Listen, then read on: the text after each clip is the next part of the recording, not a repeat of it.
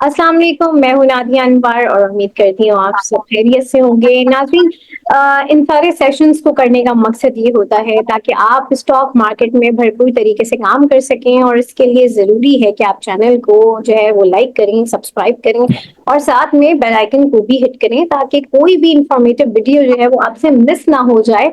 और जो है इसके साथ ही साथ आप अपने दोस्तों के साथ जो लोग स्टॉक मार्केट से रिलेटेड हैं उनके साथ भी आप शेयर करें ताकि वो भी भरपूर फायदा उठा सकें। नाज़रीन, आज हमारे साथ जो गेस्ट मौजूद है उनके हवाले से मैं आपको बताती चलूं। आज हमारे साथ अमीन यूसुफ साहब मौजूद हैं जो कि सीईओ हैं AKY सिक्योरिटीज के, और जो है वो फॉर्मर डायरेक्टर भी रह चुके हैं PSX के। तो जो है उन्हें वेलकम करते हैं और उनसे बातचीत का आगाज करते हैं। अस्सलाम वालेकुम सर। वालेकुम सलाम, thank you for inviting. Thank you sir for your time. और सर कैसे हैं आप, खैरियत से हैं? ठीक ठाक, आप ठीक हैं? अल्हम्दुलिल्लाह। मार्केट भी सही जा रही है।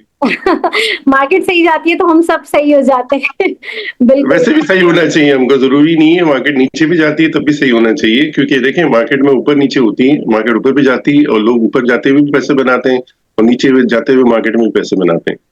नहीं, बिल्कुल बिल्कुल, ये एक बड़ा जो है स्टार्टिंग पॉइंट पे ही सर ने बड़ी एक मोटिवेटेड जो है सेंटेंस कह दिया है कि जो है हमें हर हाल में ही अच्छा रहना चाहिए, मार्केट के ऊपर डिपेंड नहीं होना चाहिए।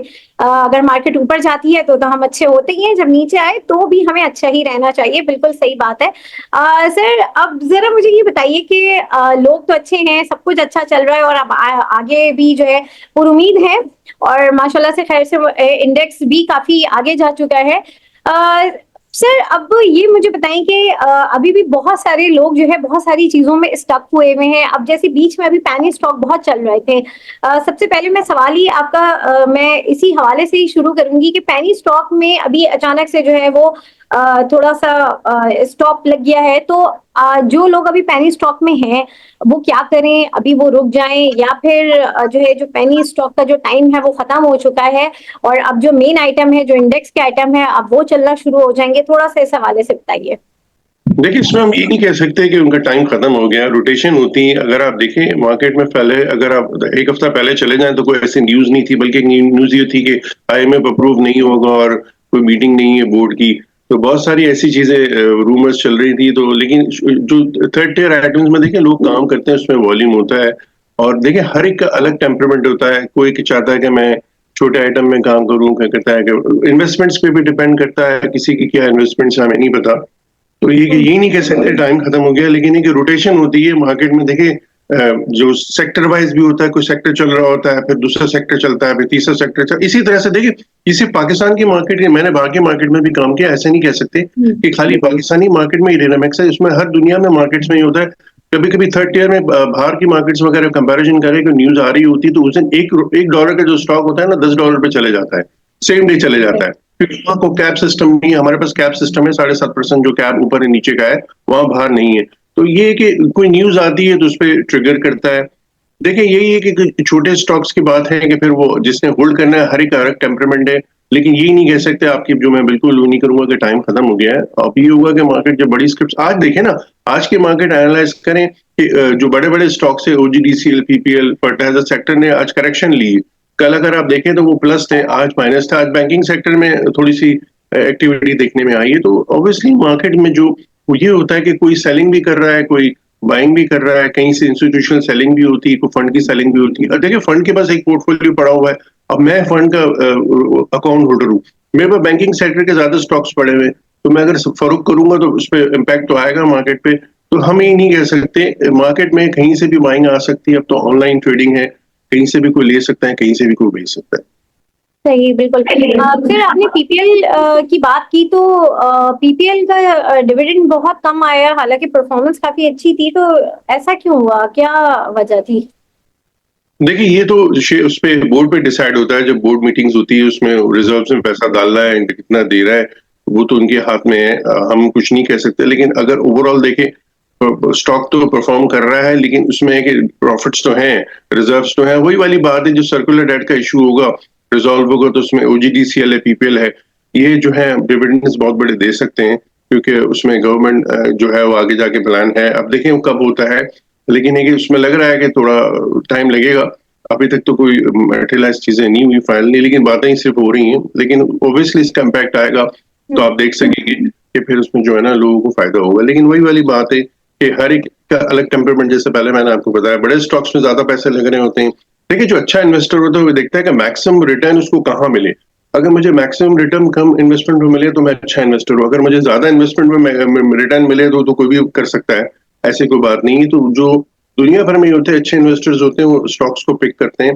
जैसे पहले भी हमने प्रोग्राम में शायद आपको याद होगा हमने डिस्कस किया था कि आप 10 से ज्यादा स्टॉक्स नहीं रखें अपने पोर्टफोलियो में और 5 सेक्टर में डाइवर्सिफाई कर लें। तो इससे क्या होता है कि आपको पता होता है कौन सा स्टॉक कहाँ जा रहा है, कब फरोख करना है, कब आपने लेना है, कब ऑप्टिमम पॉइंट पे आ गया है, कब बिलो आ गया है। तो ये सारी चीजें देखें, ये पूरी रिसर्च है, पूरी एक आर्ट है, एक स्किल्स होते हैं स्टॉक्स में। जैसे लोग यहाँ काम कर रहे होते हैं, हमारे यहाँ क्या होता है कि टिप्स पे काम कर रहे हो तो कहते हैं यार मैंने ले लिया, पैसे बना लिए, तुम भी ले लो, तुम्हारे भी बन जाएंगे।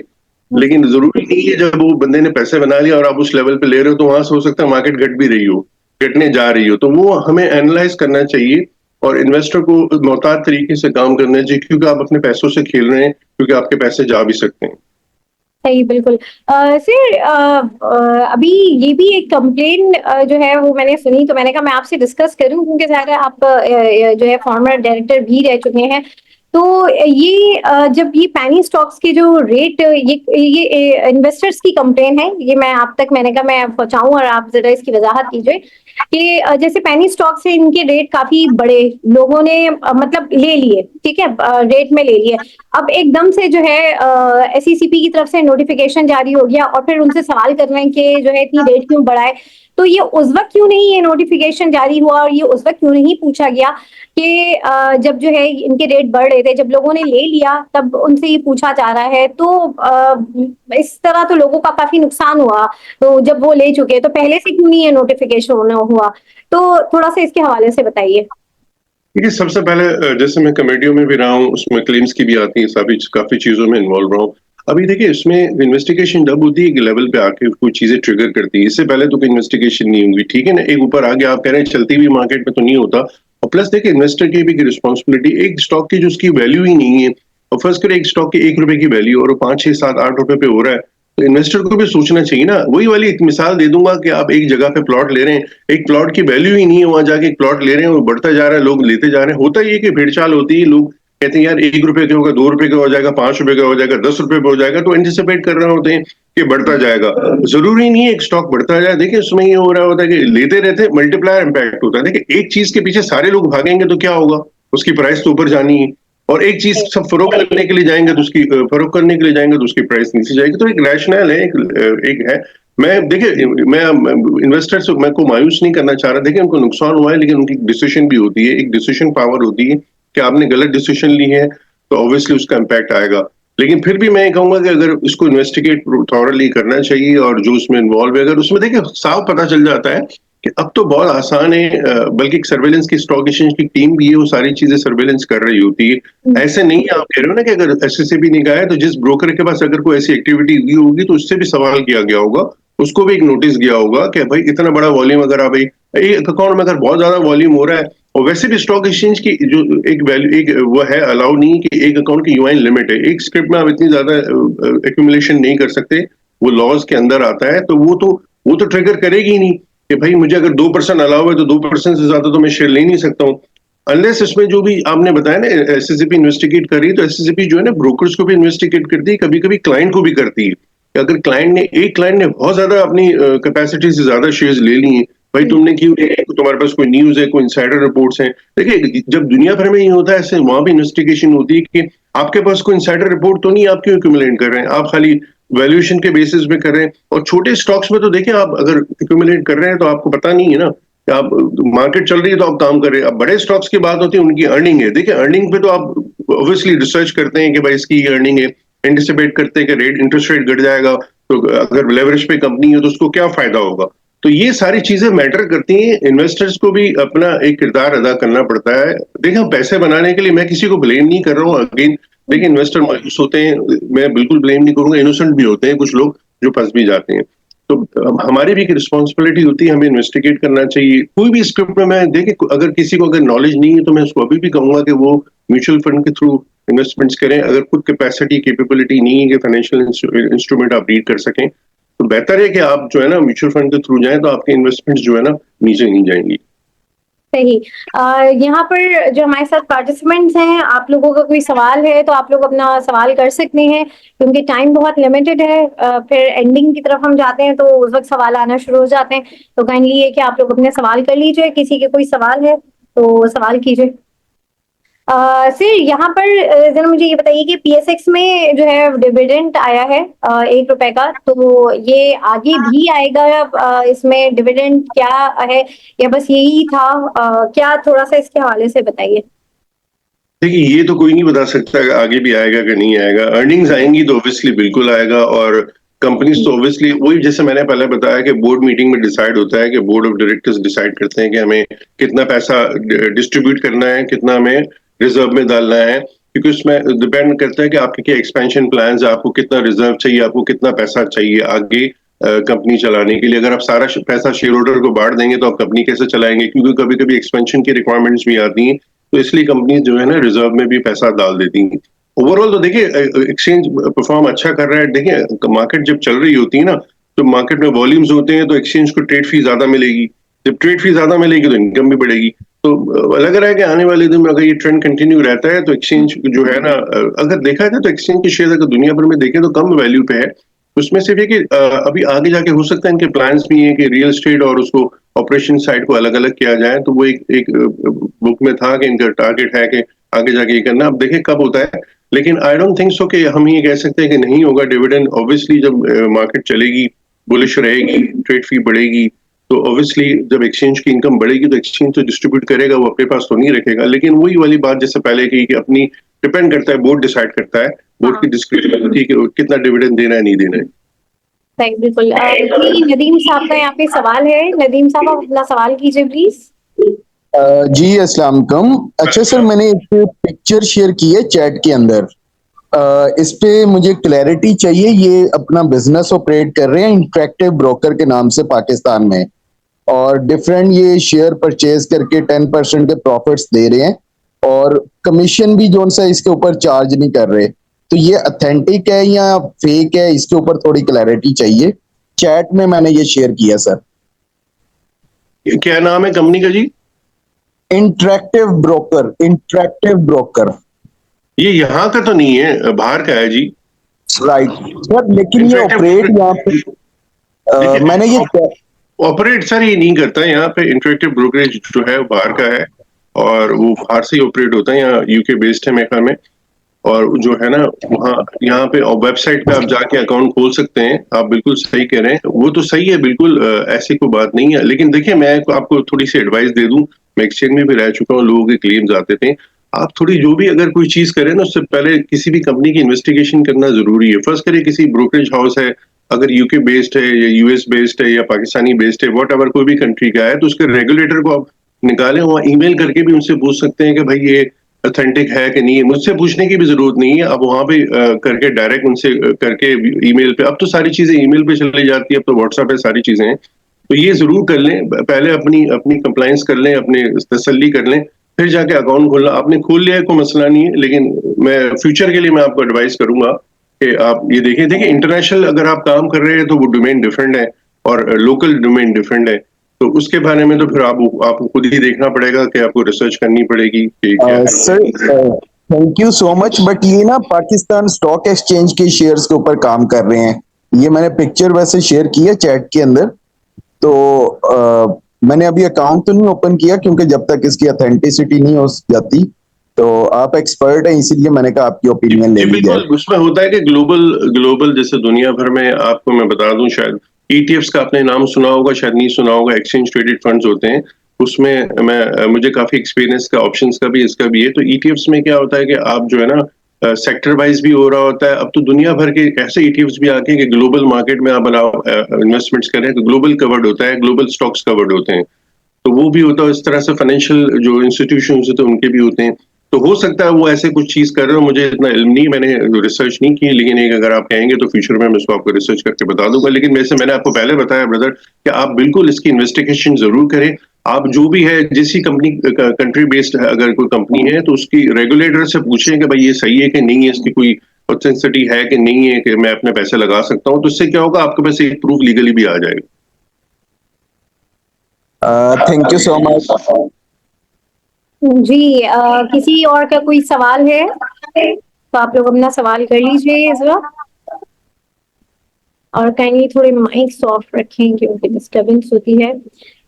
सर, ये बिन कासिम और फौजी फर्टिलाइजर जो है ये मर्ज हो रहे हैं, तो थोड़ा सा इनके हवाले से बताइए कि आगे कैसा आप देख रहे हैं, क्या फ्यूचर है इनका, क्या आप थोड़ा सा इसके हवाले से ब्रीफ करें प्लीज।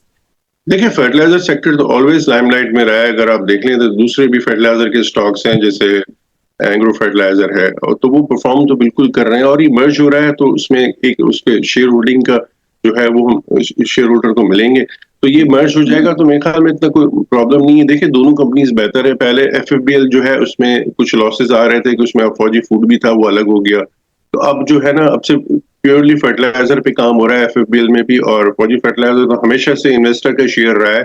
अगर आप देखें ये, अगर इसी साल में ये कितना बढ़ गया, आप देखें उसके एनालाइज करें। इसी तरह से एग्रो फर्टिलाइजर को आप एनालाइज करें तो एफएफबीएल भी इस लेवल पे अगर आप एक्यूमुलेट करते हैं लॉन्ग टर्म के लिए तो बुरा नहीं है, उसको आपको रखना पड़ेगा। और एक आगे जाके फ्यूचर्स में जैसे डिविडेंड्स बढ़ सकते, देखें एग्रीकल्चर सेक्टर में जैसे एक्सपेंशन होती जाएगी और गवर्नमेंट भी सपोर्ट कर रही है, तो उसमें मुझे लग रहा है कि आने वाले दिनों में चीजें बेहतर होंगी। प्लस देखिए, एक और चीज है जो हम एनालाइज नहीं कर रहे हैं, मार्केट क्यों बढ़ रही है। मैं आपको बताता हूँ, मार्केट, आपने सवाल नहीं किया, मैं आपको सवाल क्रिएट कर देता हूँ। मार्केट बढ़ने की वजह बहुत सारी है। देखिए, एक तो ये था कि इंटरेस्ट रेट एंटिसिपेट हम कर रहे थे कि 1.5% 2% हो गया। प्लस अभी जो है ना बड़ा बेहतरीन आया है कि जो गवर्नमेंट ने इस दफा जो है ना पैसे नहीं उठाए। 200 मिलियन का था और उन्होंने 89 बिलियन के जो है ना, 200 बिलियन का उनको टारगेट था, लेकिन 89 बिलियन उन्होंने उठाए हैं। तो गवर्नमेंट जो है ना इस दफा बोरोइंग कम कर रही है, और जो रेट है ना 3 साल का वो दे रहा है 12 पॉइंट समथिंग, और 5 साल का 13% है, 13.20। तो इसका मतलब है कि फ्यूचर में इंटरेस्ट रेट बहुत ज्यादा नीचे घटेंगे। जब इंटरेस्ट रेट घटते हैं तो स्टॉक मार्केट में लोग इन्वेस्टर्स के लिए आते हैं, क्योंकि बस उनके पास कोई एवेन्यू नहीं होता, वो कहाँ पैसे लगाएंगे। फिक्स में तो उनका कोई रिटर्न मिलेगा नहीं, क्योंकि टैक्स भी कटता है। तो ये वजह भी है। और प्लस इसकी दूसरी साइड पे चले जाए तो गवर्नमेंट को 2,000 बिलियन की ना सेविंग्स होगी, क्योंकि जब इंटरेस्ट रेट कम होता है तो गवर्नमेंट की जो लोकल बोरिंग होगी उनको पेमेंट कम करनी पड़ती है। तो गवर्नमेंट के पास काफी फिस्कल स्पेस अवेलेबल है आगे आने वाले दिनों में। तो जब चीजें इकोनॉमी बेहतर होती है तो मार्केट भी बेहतर होती है। प्लस एक और चीज है, जो सरप्लस आया है 75 बिलियन का, करंट अकाउंट सरप्लस आया, वरना लास्ट जो उसमें मंथ में था वो डेफिसिट था। तो ये भी एक अच्छी चीज है, पॉजिटिव है इकोनॉमी के लिए, इकोनॉमी सही भी जा रही है। एक और चीज, स्टेट बैंक ने एक स्टेटमेंट दिया है कि रिजर्व भी बढ़ गए हैं, 26 मंथ के हाईएस्ट रिजर्व हैं, तो 9.51 बिलियन के रिजर्व आपके हो गए हैं। तो वो सब चीजें मैटर करती हैं अव्वल आप। लेकिन ये बात है कि आपने बोरोइंग भी की हुई है, जो पैसा को सऊदी अरेबिया का, यूएई का भी इसमें पड़ा हुआ है। लेकिन जब आईएमएफ का लोन डिस्पर्स हो जाएगा तो आप देखेंगे कि आने वाले दिनों में चीजें जो है ना और बेहतर होंगी, कि वो मार्केट जो ट्रिगर अभी जो हुई है वो यही वजह है कि आईएमएफ का लोन अप्रूव हुआ है। इसी वजह से 25 को डेट है तो अप्रूव हो जाएगा बोर्ड मीटिंग में ऑलमोस्ट, तो कह रहे हैं कि तो इसी वजह से मार्केट ने ट्रिगर किया है। क्योंकि इकोनॉमी में देखिए, इकोनॉमी में अगर कोई इश्यूज नहीं होते तो मार्केट परफॉर्म करती है, इकोनॉमी में अगर कोई इश्यूज होते हैं तो मार्केट परफॉर्म नहीं करती, क्योंकि इन्वेस्टर रेजिडेंट थोड़ा सा वो होता है कि बैकवर्ड आ जाता है कि भाई मैं इन्वेस्टमेंट्स करूं नहीं करूं, मेरी इन्वेस्टमेंट नीचे तो नहीं आ जाएगी। प्लस आपकी करेंसी भी स्टेबल है। तो ये सारी चीजें देखिए, बढ़ने की लॉजिक ये वजह, ये इसी वजह से मार्केट बढ़ रही है, ऐसे नहीं है। और लोग भी इन्वेस्टमेंट्स कर रहे हैं, लोगों को पता है कि आने वाले दिनों में चीजें और बेहतर होंगी। सही। सर, अभी जो है आप थोड़ा सा आईटी सेक्टर के हवाले से भी बताएं कि आईटी सेक्टर में इस वक्त इतनी कोई परफॉर्मेंस हो नहीं रही है, और टीआरजी के हवाले से भी बताएं, काफी जो है नीचे रहा है, तो क्या वजह है, थोड़ा सा आईटी सेक्टर को भी थोड़ी सी बताएं क्या मामला है वहां पे। देखिए, अगर नेटसोल का भी आया था कि चाइना में भी इन्होंने किया है तो एग्रीमेंट, तो वो तो बेहतर काम कर रहे हैं। टीआरजी भी कर रहे हैं। देखिए, एक ये कि मार्केट में भी एक रुझान होता है कि लोग एक स्टॉक्स, जैसे मैंने बताया कि ये सेक्टर चल रहा होता है तो लोग इसी में चल रहे होते हैं, ज्यादातर ऑयल सेक्टर में जा रहे होते हैं, क्योंकि ऑयल सेक्टर में इसलिए जैसे सर्कुलर डेट के इश्यूज रिजॉल्व होंगे तो उसमें भी न्यूज आ सकती है। प्लस फर्टिलाइजर में क्योंकि डिविडेंड यील्ड बहुत ज्यादा अच्छी है, तो लोग ज्यादातर फोकस उस पे भी होते हैं। जैसे लोग काफी अरसे से अगर आप देखें हफ्ता 10 दिन पीछे चले जाएं तो थर्ड टियर स्टॉक्स में देखें छोटे छोटे, जैसे आपने बताया स्टॉक्स में लोग ज्यादा एक्टिविटी हो रही थी, लोग उसमें काम कर रहे थे, क्योंकि उसमें ये होता है कि लोगों को चांस होता है कभी ₹1 का स्टॉक है 2 का हो जाएगा, 4 का हो जाएगा, डबल पैसे हो जाएंगे। तो लेकिन उसमें फिर रिस्क भी होता है, ऑब्वियसली कंपनी बंद भी हो जाती है, डिफॉल्टिंग सेक्टर में भी आ जाती है, या फिर जो ऑप्टिमम पॉइंट पे आ जाते हैं स्टॉक्स, तो फिर वही देख भाल के। तो ये आईटी में देखे कोई ऐसी न्यूज खराब नहीं है, आगे जाके तो इससे चीजें हो नहीं, कॉन्ट्रैक्ट्स पे डिपेंड करता है कि कोई ऐसा ट्रिगर करेगा। जैसे मैंने नेटसोल को बताया, अगर टीआरजी की भी कोई ऐसी चीज आती है, मटेरियल इन्फॉर्मेशन आती है, तो उसको ट्रिगर करेगा। ओवरऑल आप देखें तो अगर पूरा अगर 1 साल का एनालाइज करें तो नीचे लेवल पे है, और देखभाल के इन्वेस्टर को काम करना चाहिए। सही, बिल्कुल। जी, किसी का कोई सवाल है तो आप लोग अपना सवाल कर लीजिए। सर, आने वाले टाइम में हम मार्केट को कैसा देख रहे हैं, ये भी सुनने में आया, अभी आपने बता तो दिया, लेकिन मजीद 1 लाख पॉइंट्स तक जो है ये जाएगा, और जो भी रोल ओवर वीक भी आएगा, तो कैसा देख रहे हैं? और मंडे का थोड़ा सा बताएं कि मंडे से ऑनवर्ड्स किस तरह से आप देख रहे हैं मार्केट को? देखिए 1 लाख का इंडेक्स तो मैं तो नहीं कह सकता कि कब कब जाएगा और कैसे जाएगा। प्रिडिक्शन जरूर है, लेकिन 100% तो हम नहीं कह सकते।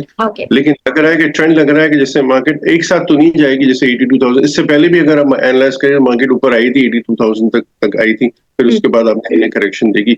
ऑब्वियसली करेक्शंस तो मार्केट में अच्छी बात है, करेक्शंस आती है तो क्या होता है मार्केट में ज्यादा, अगर एक साथ मार्केट अगर 10-15 हजार ऊपर पॉइंट चले जाए एक ही घूमे और फिर उसमें करेक्शन आती है तो लोगों को नुकसान काफी होते हैं। तो छोटी मोटी करेक्शंस आनी चाहिए। देखिए मार्केट का लेवल बहुत ऊपर है, तो करेक्शंस भी अगर आती हैं, अगर कोई बैड न्यूज आती है, कोई कुछ नहीं पता होता, देखिए एक ट्रिगर 1 मिनट में कोई इंटरनेशनल सिनेरियो ऐसा हो जाता है तो उसका इम्पैक्ट मार्केट ले रही होती है।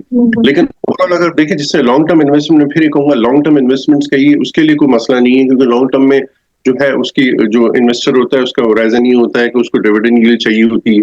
अब कैपिटल गेन के लिए करेंगे तो फिर वही वाली बात है, आपने ट्रेडिंग करनी है, डे ट्रेडिंग करनी है, डे ट्रेड करें इस लेवल पे, अपडेट कर डे ट्रेड करके निकल जाएं।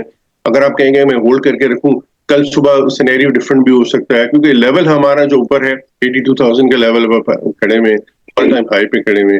अभी भी कुछ स्टॉक्स है जिनमें इन्वेस्टर्स को चाहिए कि वो एनालाइज करें, होमवर्क करें और उनमें काम करें। लेकिन मैं फिर कहूंगा कि थर्ड ईयर में भी अगर आप काम करें तो आराम से देखभाल के काम करें, क्योंकि जो बहुत ज्यादा जिसमें मूवमेंट एक साथ बहुत ज्यादा स्टॉक बढ़ जाता है ना, उसमें आप नहीं करें। आप देखें और भी स्टॉक्स है जिनको एनालाइज करके देखें वो क्यों नहीं बढ़े हुए, क्या वजह है, उनके वॉल्यूम्स क्या है। तो थोड़ी सी देखें, होमवर्क करना पड़ रहा है। होमवर्क अगर आप करेंगे, देखिए वही वाली बात है, खुद ही होमवर्क करें, किसी और से नहीं करवाएं। वही वाली बात है ना, गैस पेपर यूज नहीं करें, चीटिंग नहीं करें, खुद ही करें। खुद होमवर्क करेंगे तो आपको पता होगा कि मैं कहाँ खड़ा हूँ, मुझे कहाँ बेचना है, कहाँ लेना है। एंड ठीक है, आप किसी से एक्सपीरियंस लोगों से मदद जरूर ले लें, उनसे हेल्प ले लें, लेकिन अपनी डिसीजन खुद लें, खुद ही ट्रेड एग्जीक्यूट करें, खुद ही बाय करें, खुद ही सेल करें। तो ये कि छोटे छोटे वॉल्यूम्स, अगर कोई नया इन्वेस्टर है तो उसको चाहिए कि अगर उसके पास कैपेसिटी कैपेबिलिटी है कि फाइनेंशियल स्टेटमेंट्स रीड कर सकता है, उसको पता है, तो वो छोटे छोटे वॉल्यूम्स के साथ काम करे। अभी देखिए मार्केट बहुत ऊपर लेवल पे, अगर बड़े बड़े किसी ने अगर लाख लाख शेयर का वो काम कर रहा है तो सोचिए कि वॉल्यूम छोटे में काम करे। उसमें फायदा पता है क्या होता है, अगर आपने 1 लाख शेयर ले लिए, फिर आपने अगर स्टॉक नीचे आ गया तो आप रुक जाते हैं, फिर आपके पास कैपेसिटी नहीं होती, आप फुल हो जाते हैं। अगर आप 5-5 हजार करके लेंगे तो क्या होगा, आपके पास रूम होगा, आपके पास कैश होगा। कैश कहते हैं ना, कैश इज किंग। आपके पास कैश पड़ा होगा तो आपके पास अपॉर्चुनिटीज मिल सकती हैं। तो एक साथ कभी भी एक ही डिसीजन में आपने कोई चीज परचेज करनी है, तो मुझे अगर 10,000 शेयर लेने, तो मैं आज ही 10,000 नहीं लूं, मैं 1,000 करके लूं, और मैं देख के लूं कि एक स्टॉक ऊपर जा रहा है, अगर वो रुक गया है, वो नीचे जा रहा है, तो उसको नीचे जा रहा है तो उसको रुकने दे, एक लेवल पे आके वो रुक जाए, फिर आप एक्यूमुलेट करें। होता ही है कि हम क्या करते हैं कि मिलेगा ही नहीं, हमें स्टॉक नीचे जा रहा होता, हम ले रहे होते हैं, हमारी एवरेज खराब होती जाती है। सही, बिल्कुल। सर, अब जरा ये बताएं कि आपके जो है फेवरेट स्टॉक्स कौन से हैं जो इस वक्त आपको लग रहे हैं कि इनमें है पोटेंशियल है, तो थोड़ा सा इस हवाले से बताइए। देखिए फेवरेट में अगर मैं सेक्टर वाइज कह दूंगा, आपको बता दूंगा, वो स्टॉक्स बताना अच्छी बात नहीं है। एक तो सेक्टर ऑफ फर्टिलाइजर मेरा फेवरेट है, बैंकिंग है, ठीक है ना, ऑयल सेक्टर है, सीमेंट सेक्टर है। देखिए सीमेंट सेक्टर में आप कहूंगा कि जिस तरह से और रेट्स कम होंगे ना, सीमेंट सेक्टर पे ज्यादा फोकस करें। फार्मास्यूटिकल है। अब कुछ कंपनीज ऐसी हैं जिनमें जो लेवरेज में है, अब थोड़ा सा इन्वेस्टर को होमवर्क ये करना पड़ेगा कि जो लेवरेज में कंपनीज हैं उनको निकालें, और उनके जिस तरह से इंटरेस्ट रेट कम होता जाएगा, उनके जो है ना प्रॉफिट्स बढ़ते जाएंगे, उनकी फाइनेंस कॉस्ट कम होती जाएगी, तो क्या होगा, वो स्टॉक्स बढ़ेंगे। तो ये थोड़ी सी होमवर्क करने की जरूरत है। फ्यूचर में यही होगा, क्योंकि रेट देखिए इंडिकेट ये कर रहा है, जो मैंने आपको बताया ना 5 years का जो टीबल्स का है, उसमें तो इंडिकेट कर रहा है कि 13.2 है। तो रेट लग रहा है कि जैसे अभी 17.5 है, 2% कम हुआ है, 19.5 से 17.5 पे आ गया है। तो ये मुझे लग रहा है कि 10, 11 या 15 तक आ जाएगा। नेक्स्ट जो कट होगा मैं एंटिसिपेट कर रहा हूँ कि 2% का आराम से होगा, 2% का होगा। फिर इसके बाद जो कट होगा ना, आप देखेंगे आगे आगे जाके आप 10, 11, 12, 13% पे विद इन 2-3 years में आ जाएंगे। सही, बिल्कुल। जी, यहाँ पे किसी का कोई सवाल, क्योंकि अब हम एंडिंग की तरफ जा रहे हैं, तो किसी का कोई सवाल है तो वो अपना सवाल कर सकते हैं, नहीं तो फिर हम सेशन को रैप अप करें। चल जी, मेरे पास जो है वो SNGP की काफी ज्यादा बड़ी होल्डिंग है, तो मैंने 33 रुपीज में खरीदी हुई है। तो उसका मुझे क्या करना चाहिए उसका? देखिए, इसमें अब डिपेंड करता है कि बॉस आपने क्या कुछ दिमाग में रखा होगा कि मुझे इतना प्रॉफिट करना है। अव्वल अगर आप लॉन्ग टर्म इन्वेस्टर है, आपका हॉराइजन ये है कि मुझे जो है ना सिर्फ डिविडेंड पे रिलाई करना है, तो अलग बात है। अगर आपने कैपिटल गेन के लिए लिया हुआ है और आपको लग रहा है कि आपने कुछ दिमाग में बनाया होगा ना कि मुझे इतना फ्यूचर में इतना मुझे प्रॉफिट बनेगा। एक जब इन्वेस्टर जो भी ट्रेडिंग कर रहा है तो उसके दिमाग में होता है कि इतने % में बढ़ेगा तो मैं इसमें कुछ होल्डिंग बेचूंगा। अब आप वो आप पे डिपेंड करता है। क्या मैं तो अगर जैसे मेरे पास अगर होती होल्डिंग तो मैं कुछ प्रॉफिट टेकिंग भी करता, क्योंकि देखिए प्रॉफिट टेकिंग जरूरी है। और कुछ स्टॉक्स कुछ मैं उसको लिक्विडेट करता, कुछ % लिक्विडेट कर लेता, फिर वेट करता, वो नीचे आता तो मैं उसको वापस खरीद लेता। चले ठीक है, थैंक यू वेरी मच। जी, किसी और का कोई सवाल है तो कर लें। चलें, बहुत शुक्रिया सर आपका कि आपने टाइम निकाला, और थैंक यू सो मच। और यहाँ पर हमारे जितने पार्टिसिपेंट्स थे उनका भी बहुत शुक्रिया। और नाज़रीन, इसके साथ ही आज के सेशन से मैं आप लोगों से इजाजत लूंगी। आप लोगों से इंशाल्लाह फिर मुलाकात होगी, तब तक के लिए अल्लाह हाफिज। Thank you so much sir, अल्लाह हाफिज।